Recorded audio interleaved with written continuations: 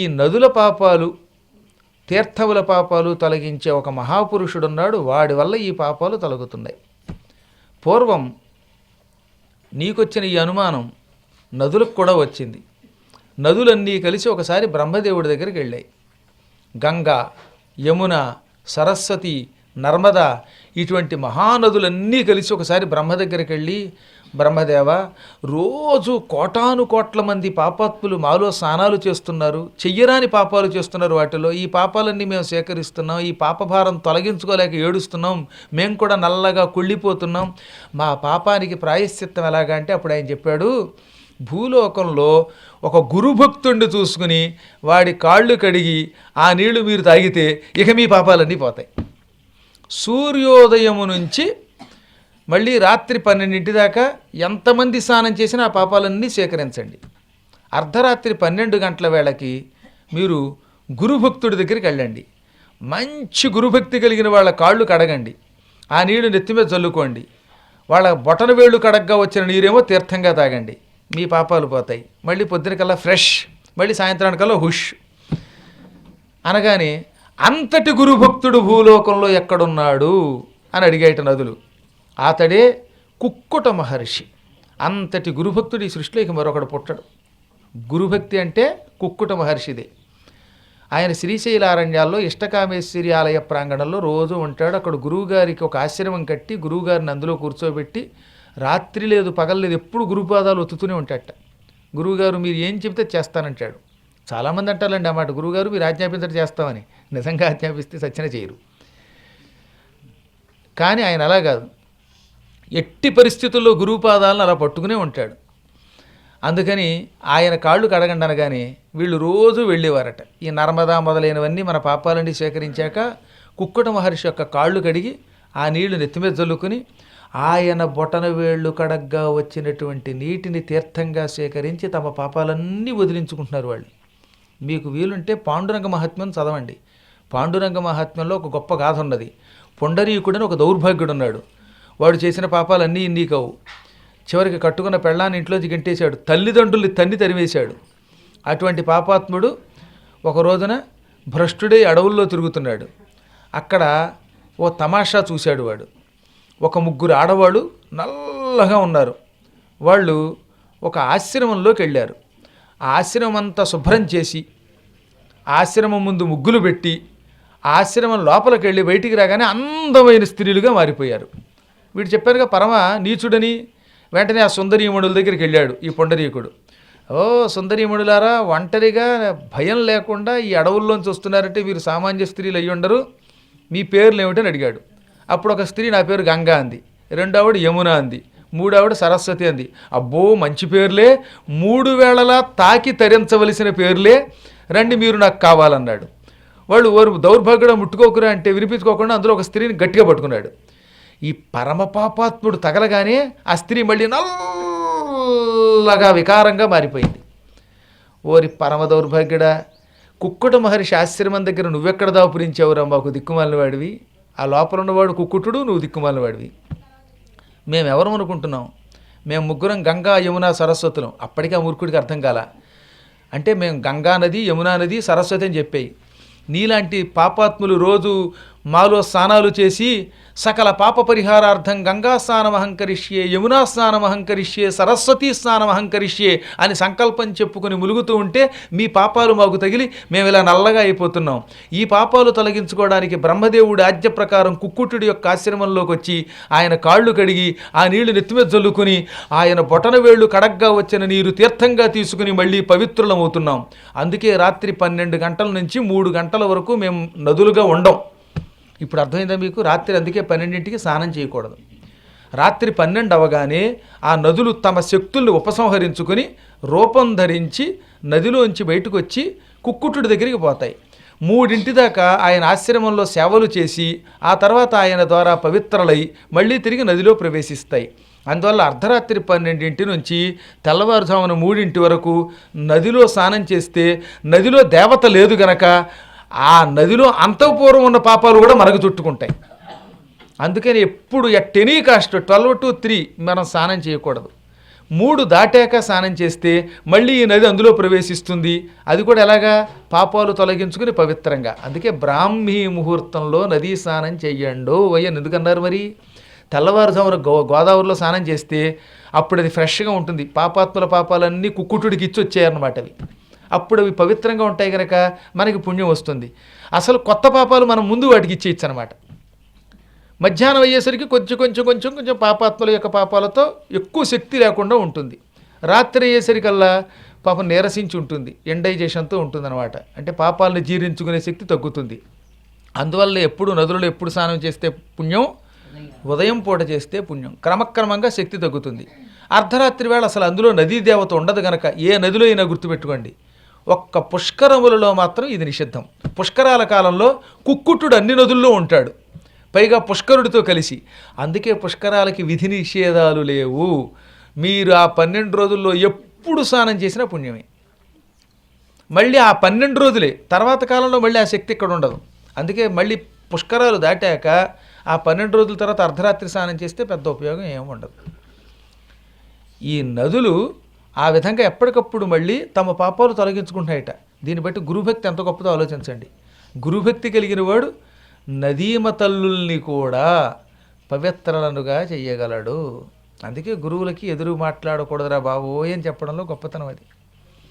ఇప్పుడు దుర్మార్గుడా, నువ్వు మమ్మల్ని పట్టుకున్నావురా, నేను మళ్ళీ తిరిగి పాపాత్మురాలను అయిపోయాను అని ఆ గంగానది వీడు పట్టుకోవడం వల్ల, పుండరీకుడు పట్టుకోవడం ద్వారా నల్లగా అయిపోయింది కనుక తిరిగి ఆశ్రమంలోకి వెళ్ళి మళ్ళీ కుక్కుట్టుడి యొక్క కాళ్ళు కడిగి ఆ నీళ్లు నెత్తిమీద చల్లుకుని తీర్థం తాగి నది తక్కిన యమున సరస్వతులతో మాయమైపోయింది. ఈ మూర్ఖుడికి తెలియదుగా, గుడిసెలోకి వెళ్ళాడు. గురువుగారి కాళ్ళు ఒత్తుతున్నాడు ఆ సమయంలో కుక్కుట్టుడు. గురువుగారు నిద్రపోయి ఉంటే ఆ పాదాలలా ఒత్తుతూ గురుదేవ సద్గురుదేవ అంటూ పాడుకుంటున్నాడు పాపం. అటువంటి ఆయన్ని పుచ్చుకుని ఆ ముగ్గురు నాకు కావాలన్నాడు. ఆయన మాట్లాడపోతే కాలెత్తి తిన్నాడు, కాళ్ళు పోయాయి. అప్పుడు ఏడ్చి కాళ్ళ మీద పడితే, మీ అమ్మా నాన్నల పాదాలు ఎప్పుడు పట్టుకుంటావో అప్పుడు నీకు కాళ్ళు వస్తాయన్నాడు. దాంతో వాడు ఏడుస్తూ పాక్కుంటూ పోయి నానాయాతన పడి, వాడు అదృష్టం ఉంది కనుక, వాడు ఎక్కడో కారణజన్ముడు కనుక తల్లిదండ్రుల పాదాలు పట్టుకోగానే మళ్ళీ వాడికి తిరిగి పాదాలు వచ్చాయి. ఇంత గాథ ఉన్నది పాండురంగ మహాత్మ్యంలో. భక్త పుండరీకుడి యొక్క దివ్య చరిత్రది. కాబట్టి అనుక్షణము నదుల యొక్క పాపాలను మహానుభావులైన గురుభక్తులు తొలగిస్తారు. ఆ గురుభక్తులలో కూడా అగ్రగణ్యుడు గనక కుక్కుట్టుడు మాత్రమే ఈ నర్మదా నది వంటి మహానదుల యొక్క సకల పాపాలు పరిహారం చేస్తూ ఉంటాడు. బ్రహ్మహత్యాది మహాపాపాలు తొలగించిన పుణ్యాత్ముడు అతడు. మనం అదృష్టవశాత్తు నర్మదా నది యొక్క తీరంలో ఉన్న చెట్టు మీద ఉన్నాం కాబట్టి వీలున్నప్పుడల్లా నర్మదా నది యొక్క సంగమంలో స్నానం చేయటం చాలా పుణ్యం అని కుంజలుడు తన 2వ కొడుక్కి చెప్పాడు. ఇప్పుడు 3వ కొడుక్కేసి తిరిగి ఏం జరిగిందని అడిగాడు. దీనికి శివరాత్రి మహిమ అని పేరు. ఇప్పుడు రాబోయే కథ. ఈ కథని రాబోయే శివరాత్రి నాడు కూడా మననం చేసుకుంటే ఇక మహర్జాతకులు అయిపోతారు.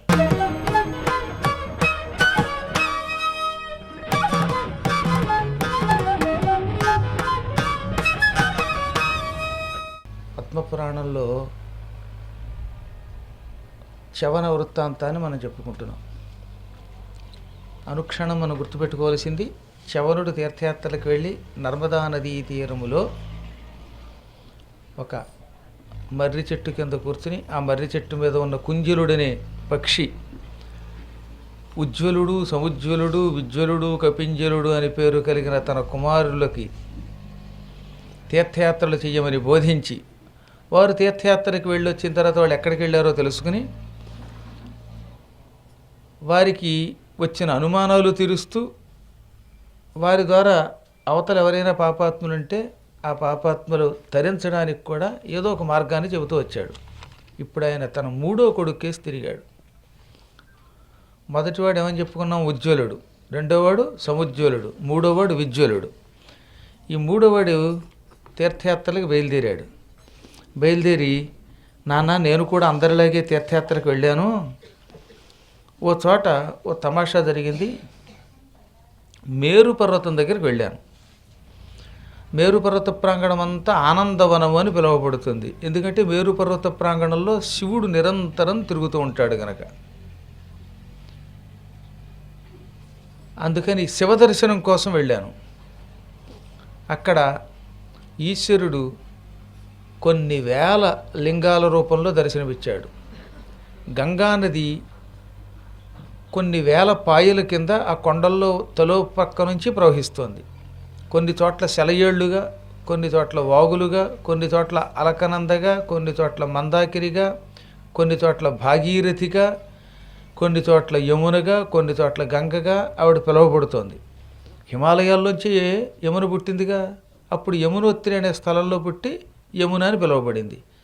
గంగోత్రి దగ్గర నుంచి ఆవిర్భవించి గంగగా పిలువబడింది. మళ్ళీ ఆ గంగ కూడా భాగీరథిగా, అలకనందగా, సునందగా, సీతగా, సుచక్షువుగా, సింధువుగా, పావని, హ్రాదిని, నళిని ఈ నామాలతో ఎన్నో పాయలుగా వచ్చి మళ్ళీ అన్నీ కలిసి హృషికేశం దగ్గరికి వచ్చేసరికి పూర్తిగా ఒక మహాగంగ ఏర్పడుతుంది. అందుకే హృషికేశం హరిద్వారాల దగ్గరేమో అఖండ గంగ, అంత పూర్వం ఉన్న చోట్లేమో పాయలుగా ఉన్న గంగ. ఈ ప్రాంతాలలో గంగానదీ తీరంలో ఉన్నన్ని శివలింగములు ఇక శివుడు కూడా లెక్క పెట్టలేడేమో అన్ని ఉన్నాయి. ఆదిశేషుడు పరమ పండితుడు, లెక్కలు పెట్టడంలో ఆదిశేషుడు అంత గొప్పవాడు లేడు. ఆయన కూడా లెక్క పెట్టలేనని లింగాలు ఉన్నాయట. ఎందుకంటే నువ్వు గింజంత ప్రదేశం కూడా శివలింగమే. ఆ మార్గంలో కొండల మీద ఉన్న బండలన్నీ శివలింగాలే. గండశిలలెల్ల శంభులింగంబులిందు అని శ్రీనాథుడు కాశీఖండంలో వర్ణిస్తాడు. చూచే కళ్ళు ఉండాలే కానీ గోదావరిలోకి దిగామనుకోండి, ఇక్కడి మంథనిలో ఆ ఇసుకలో ఉన్న రేణువులన్నీ శివలింగాల్లాగే కనపడతాయి. ఈ లోపలికి వచ్చేలోపు ఎన్ని బండరాళ్ళు కనపడుతున్నాయి, ఆ రాళ్ళు శివలింగాల్లాగే కనపడతాయి. అందుకే జ్ఞానులు ఎప్పుడూ కూడా కనిపించిన ప్రతి పాషాణము శివస్వరూపంగానో లేక శాలగ్రామంగానో భావిస్తారు. ఒక మహానుభావుడు అన్నాడు, ఈ సృష్టి అంతా నాకు శివలింగమయం కిందే కనపడుతోంది. ఆకాశము శివలింగమే, చంద్రుడు శివలింగమే, సూర్యుడు శివలింగమే. అందుకే నేను ఇక్కడ ఏ పని చేయాలన్నా భయం వేస్తోంది. ఇక్కడ మలమూత్రాలు విసర్జించాలంటే భూమి మీద శివలింగం మీదే మలమూత్రాలు విసర్జిస్తున్నానేమో అనే భయం పట్టుకుంది. నిద్రపోతుంటే శివుడి మీద పడుకుంటున్నాను. అందుకని శివ అంతా నువ్వే శివస్వరూపమే కనుక నీ శరీరం మీద నేను ఏదైనా అపచారం చేసినా ఉపచారం చేసినా అన్ని ఉపచారముల కింద భావించి నన్ను రక్షించని ప్రార్థించాడు. రోజు మనం అందుకే భగవంతుడికి భక్తితో నమస్కారం చేసుకుని అంతా నువ్వే కాబట్టి ఈ జగత్తులో నువ్వు లేని స్థలం లేదు గనక నేను ఏమి చేసినా పూజ కింద భావించన్నారు. శంకరాచార్యులు వారు ఇంకొక అడుగు ముందుకేసి శివమానస స్తోత్రం రాశాడు. ఆయన చిట్ట చివరికి వచ్చాక ఆయన యద్యత్ కర్మ కరోమి యత్తదఖిలం శంభో తవారాధనం. యత్ అది యద్యత్ అంటే, యత్ అంటే ఏది, యద్యత్ అంటే ఏంటి, ఏమేమి. నేను ఏ పనులు చేస్తున్నా అవన్నీ అంటే విడిచిపెట్టకుండా, మళ్ళీ ఒక్క పని కూడా విడిచిపెట్టకుండా ఉంటే దానికి అఖిలము అని పేరు. ఖిలము అంటే విడిచిపెట్టబడినది కొంచెం అన్నమాట. అఖిలము అంటే విడిచిపెట్టకుండా. నేను పొద్దుట లేచిన దగ్గర నుంచి రాత్రి నిద్ర అయ్యేలోపు మళ్ళీ నిద్రలో కూడా కొన్ని పనులు చేస్తూ ఉంటాను కనుక ఈ స్వప్నాద్యవస్థలలో చేసే పనులు ఇవన్నీ ఒక్క పని కూడా విడిచిపెట్టకుండా అన్నీ నీ ఆరాధనే. శంభో తవ ఆరాధనం, నీ యొక్క ఆరాధన. తవ అంటే నీ యొక్క. శివా, నేను చేసే అన్ని పనులు నీ ఆరాధనే. నేను ఉపన్యాసం చెప్పాను, అది నీకు పూజ అనుకో. నేను పురాణం విన్నాను, అది నీ ఆరాధనే. తిన్నాను ఫలహారం, అది నీ ఆరాధనే. శయనించాను, అది యోగ నిద్ర అనుకో, సమాధి అనుకో అన్నాడు. అందుకే కాబట్టి ఎక్కువ మంది మధ్యాహ్నం కూడా సమాధి స్థితిలో గడుతూ ఉంటారు. ఈ విధంగా నేను ఏం చేసినా అదంతా అర్చనే అన్నాడు ఆయన. ఎంత అద్భుతంగా చెప్పాడు. రత్నై కల్పితమాసనం హిమజలై స్నానం చ దివ్యాంబరం నానారత్న విభూషితం మృగమదామోదాంకితం చందనం జాతి చంపక బిల్వపత్రరచితం పుష్పం చ ధూపం తథా దీపం దేవ దయానిధే పశుపతే హృత్కల్పితాం గృహ్యతాం. ఈ పూజలన్నీ చిట్ట చివరి ఏం చెప్పాడు, హృత్కల్పితాం గృహ్యతాం పూజాం స్వీకరోత్ అనమాట. నేను నా మనస్సులో ఉన్న ఊహలే నీకు పూజలు చేస్తున్నాను, నా మనస్సులో పూజ చేస్తున్నాను, పైకి ఏం లేవు. నీకు దీపం ఇచ్చినట్టే, నైవేద్యం పెట్టినట్టే, ఆభరణములు ఇచ్చినట్లే, ప్రదక్షిణ చేసినట్టే. ఇవన్నీ మానసికంగా అర్పిస్తున్నాను, పైకి ఏం కనపడవు, కానీ నా మనసులో అన్ని పూజలు ఇస్తున్నాను అన్నాడు ఆయన. ఈ మధ్యన ఈ స్తోత్రాన్ని బాగా కంఠస్థం చేసిన ఒక ఆవిడ పాపం ఒక బ్రహ్మగారిని పిలిచింది. బ్రహ్మగారండి, శంకరాచార్యులు వారంటే నాకు చాలా ఇష్టం అండి, అందుకని మీకు మానసికంగా దానం చేస్తున్నానండి, ఇదిగో మీ చేతి మీద నా చెయ్యేసి ఇలా అంటున్నానండి, ఇదే కేజీ బంగారం అనుకోండి, ఇదే గోదానం అనుకోండి, ఇదే భూదానం అనుకోండి అని పాపం పంతులు గారిని పంపేసింది. కాప పంతులు గారికి ఏమో అందలేదు. ఆయన ఏమో ఏమిటా ఈవిడ మానసిక పూజ అంటుంది అంటే, శివుడికి మానసిక పూజ అంటే చాలా ఇష్టం అంటే శంకరాచార్యులు వారు చెప్పారండి అంది పాపం. అప్పటి నుంచి కశ్యప్ గారు ఆ గోదానం ఎక్కడుందా భూదానం ఎక్కడుందా అని వెతుకుతూనే ఉన్నాడు. ఆయనకు ఆ లెవెల్ లేదందిటి పైగా ఆవిడ. ఆయన మానసికంగా ఇస్తే స్వీకరించలేకపోతున్నాడు అందుట. నిజమే, భూలోకంలో ఉన్న మానవులు మనం మానసికంగా ఇస్తున్నామంటే స్వీకరించలేరు, ఎందుకంటే వీడికి శివస్థాయి లేదు కనుక ఇంకా. కానీ శివుడు అలా కాదు, మాట వరుసకి నువ్వు నేను ప్రదక్షిణ చేశానన్నావంటే ఆయన నిజంగా ప్రదక్షిణ చేయించుకుంటాడు. అందుకే పరమేశ్వరుడి సన్నిధానంలో అన్నిటికంటే ఉత్తమం సంకల్ప పూజ అన్నారు.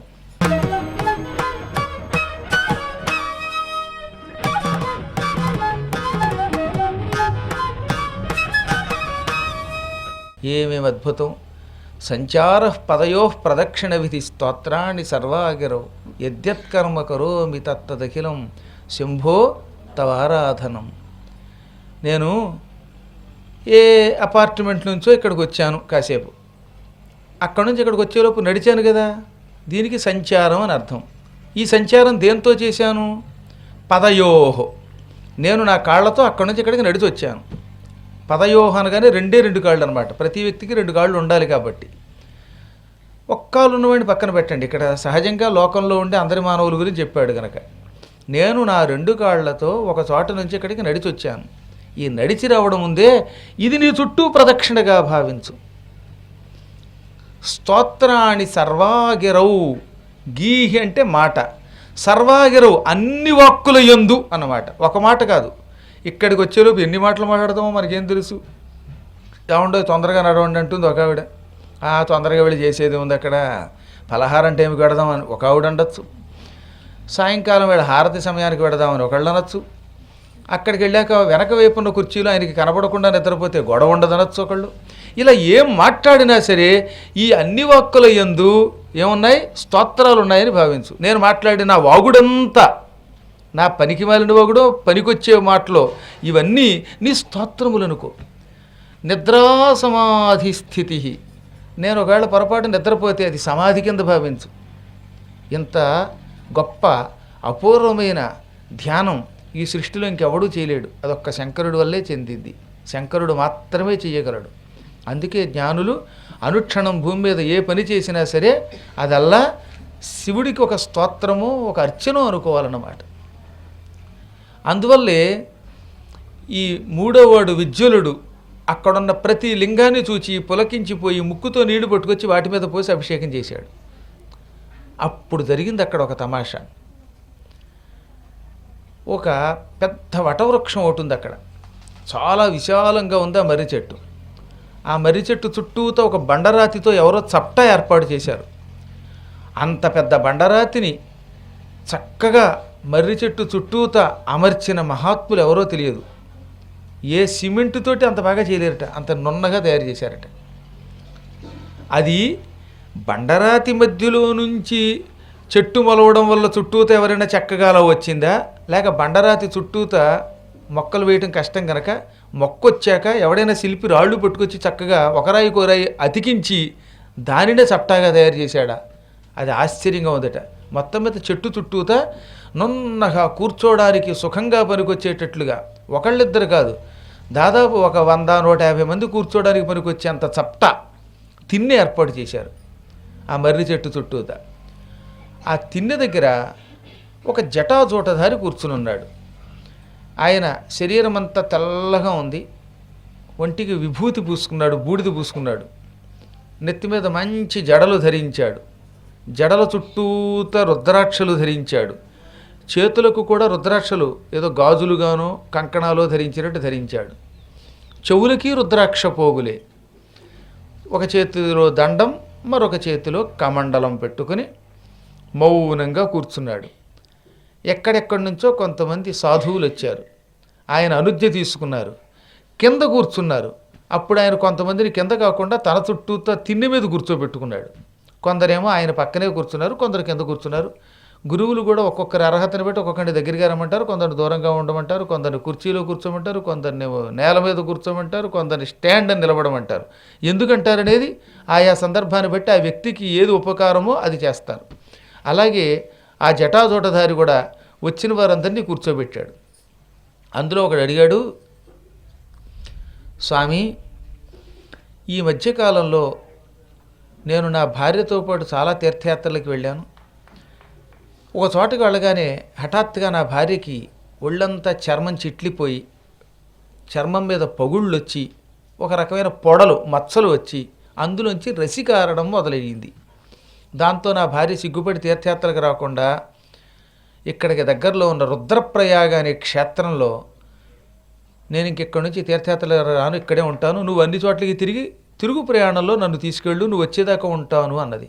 ప్రస్తుతం నా సతీమణి రుద్రప్రయాగలో ఒక గుడిసెలో నా కోసం ఎదురు చూస్తూ మకాం పెట్టి ఉంది. ఎందుకు ఆవిడకి ఆ రోగం వచ్చింది, ఆ రోగం ఎలా పోతుంది, దీనికి ఏదైనా మంచి మార్గం ఉంటే చెప్పు అని అడిగాడు. అప్పుడు ఆ జటాధోటధారి కళ్ళు మూసుకుని ధ్యానమగ్నుడై ఆ తర్వాత క్రమంగా కళ్ళు విప్పి, నాయన, శివరాత్రి మాహాత్మ్యం అనే పేరుతో ఉన్న ఒక గొప్ప కథ నీకు చెబుతాను, అప్పుడు నీ భార్యకి ఆ రోగం ఎందుకు వచ్చిందో తెలుస్తుంది అన్నాడు. చెప్పండి స్వామి అన్నాడు అడిగినటువంటి శిష్యుడు. ఆ అడిగినటువంటి శిష్యుడి పేరు దృగ్గోచరుడు. ఎందుకు పెట్టాడు, వాళ్ళ నాన్న వాడికి దృగ్గోచరుడు అని పేరెట్టాడు. అంటే కంటికి కనిపించేవాడు. దృక్ అంటే చూపు, గోచరము అంటే కనిపించుట. దృగ్గోచరుడు అంటే కంటికి కనిపించేవాడు. మీకు మళ్ళీ అనుమానం రావచ్చు, మేమందరం కనబడమా అని. మనం కూడా కనపడతాం, కానీ ఎక్కడున్నా కనబడేవాళ్ళు కొంతమంది ఉంటారు. ఈ దృగ్గోచరుడు అనేవాడు ఎక్కడున్నా చాలా దూరంలో ఉన్నా కూడా కనపడేవాట. వాడికి ఆ శక్తి ఉంది కాబోలు బహుశా. అప్పుడు ఆ దృగ్గోచరుడికి గురువుగారు ఏం చెప్పారు, చాలా ప్రాచీన కాలంలో నైమిషారణ్యానికి దగ్గరలో ఉన్న సీతాపుర గ్రామంలో ఒక మంచి వేద పండితుడు ఉండేవాడు. వాడి తండ్రి రోజు, నాయన, సూర్యోదయ సమయానికల్లా నిద్రలే, గోమతీ నదిలో స్నానం చెయ్యి, వేదాధ్యయనం చెయ్యి. గోమతీ నదీ తీరంలో దధీచి మహర్షి యొక్క ఆశ్రమం ఉన్నది. గోమతీ నదికి ఇంచుమించుగా ఒక 10 కిలోమీటర్ల దూరంలో దధీచి అని ఒక మహర్షి పూర్వం తపస్సు చేశాడు. ఇప్పటికీ కూడా అక్కడ ఆ దధీచి కొండం ఉంది. దానికి దధీచి యొక్క మిశ్రిత కొండము అని పిలుస్తాం. దధీచి తన శరీరాన్ని అక్కడే విడిచిపెట్టాడు. ఆ దధీచి మహర్షి యొక్క వెన్నుపోసే ఇంద్రుడి చేతిలో వజ్రాయుధం అంటే.